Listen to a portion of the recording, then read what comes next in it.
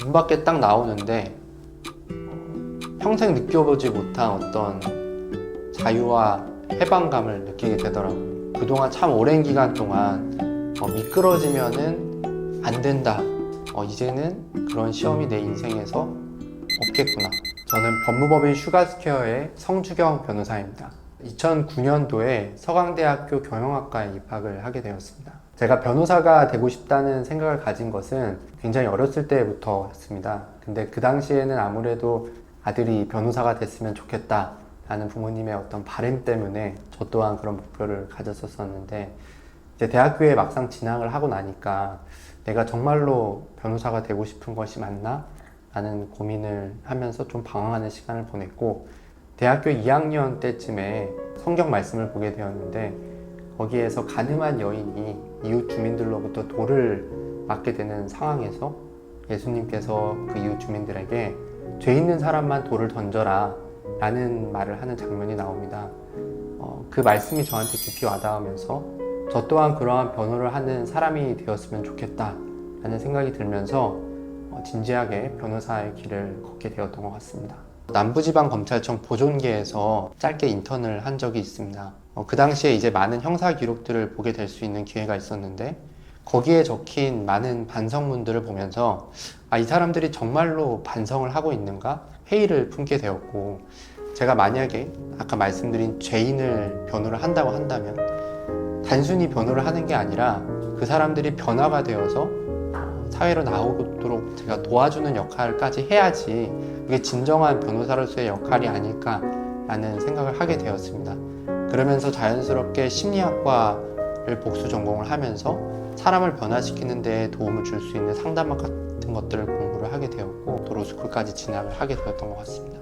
4.5점 만점에 4.0 정도 됐던 것 같고요. 영어 성적은 이제 토익 900을 좀 넘겼고, 리트 같은 경우에는 110 후반 정도였던 것 같습니다. 저희 서강대 로스쿨 정원이 40명 정도였는데, 그 중에서 절반 이상이 사법고시를 공부한 경험이 있는 사람들이었거든요. 비전공자인 저로서는 참 어려웠던 부분들이 많았던 것 같습니다. 공부하는 방법들이 좀 있거든요.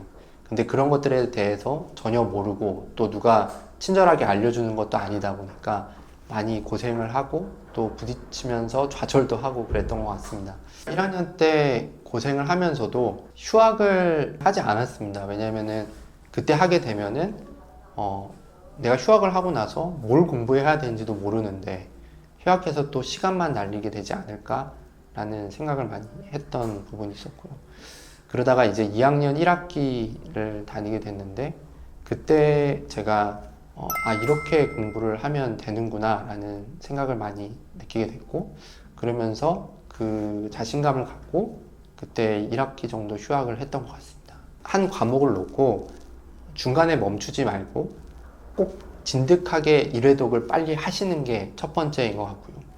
그리고 두 번째로는 반드시 어떤 문제지나 사례지 같은 것들을 같이 봐라.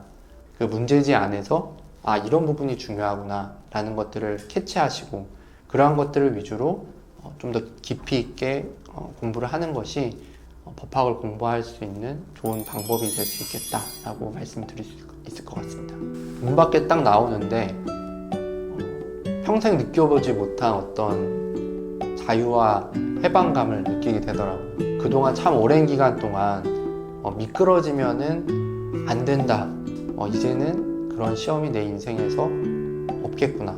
이 시험을 망친다고 해서 제 인생도 뭔가 망가질 것 같은 그런 것들은 이제 없을 거다라는 생각을 하고 나니까 많은 자유와 해방감이 들었던 것 같습니다. 합격했을 때 그거 자체로 엄청 크게 기쁘다, 뭐 그 정도까지는 아니었던 것 같고, 변호사가 돼서 뭔가를 하고 싶다라는 게 목표였기 때문에 구체적으로 제가 하고 싶었던 걸 위해서 뭘 하면 좋을까라는 생각들을 했던 것 같습니다. 가사 상속이 60-70% 정도 되는 것 같고, 형사가 한 1-20% 정도 되는 것 같고, 민사가 또 한 1-20% 정도 되는 것 같습니다. 제가 심리학을 복수 전공을 하게 되면서 사람을 변화시키는 데 있어서 가장 큰 역할을 할 수 있는 것이 결국 가족이라는 것을 제가 깨닫게 되었거든요. 이제 가족에 대해서 많은 공부를 하게 되다 보니까 제가 가사법 또 상속법적으로 여러 가지 도움을 많이 줄 수 있겠다라는 생각을 하게 되었던 것 같습니다. 일반적인 이혼 사건에 대해서 말씀드리자면 난이도가 가장 낮은 단계인 사건 같은 경우에는 보통 한 500만 원 정도로 착수금을 받고 추후에 또 재산분할이나 그런 어떤 결과에 따라서 성공보수를 받는 방향으로 진행을 하고 있습니다.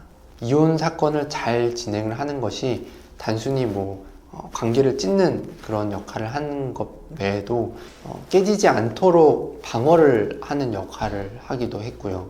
친권 양육권을 누가 가져오느냐 하는 것이 쟁점이 되는 경우가 참 많은데 아이들이 가장 큰 희생자이고 고통을 받는 당사자가 됩니다.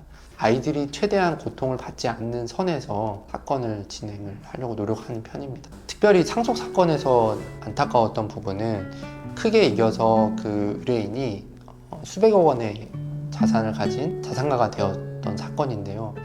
그렇게 큰 자산을 얻게 되었음에도 굉장히 정신적으로 어려움을 겪고 계시더라고요. 본인의 둘도 없던 그런 형제 자매 그런 관계들이 남보다 못한 사이가 되면서 결국에는 그 마음속에 깊은 응어리가 생기고 그것들을 이제 치유할 수 없는 그런 상태가 되는 경우를 보면서 이 상속 사건이라는 게 정말 분쟁이 일어나고 나면은 이미 늦은 게 아닌가 라는 생각을 많이 갖게 되었던 것 같습니다. 이혼 사건이든 상속 사건이든 결국에는 이게 분쟁이 커지기 전에 최소화시킬 수 있다는 것을 말씀을 드리고 싶습니다. 양쪽 당사자가 각자의 다른 변호사를 선임을 하게 되면은 변호사 입장에서 서로 극단을 주장하기 때문에 소송으로 이어지게 되고 참 안타까운 결과로 흘러가는 경우들을 참 많이 봤습니다. 변호사를 한 명을 지정을 해서 어떤 중재를 받는 방향으로 그렇게 사건을 진행을 하시게 되면은 좀 더 빠르고 정확하게 이혼을 하실 수 있게 될 거다라는 그런 조언을 드리고 싶습니다. 저는 변호사로서 논쟁을 이겨드릴 자신이 있습니다.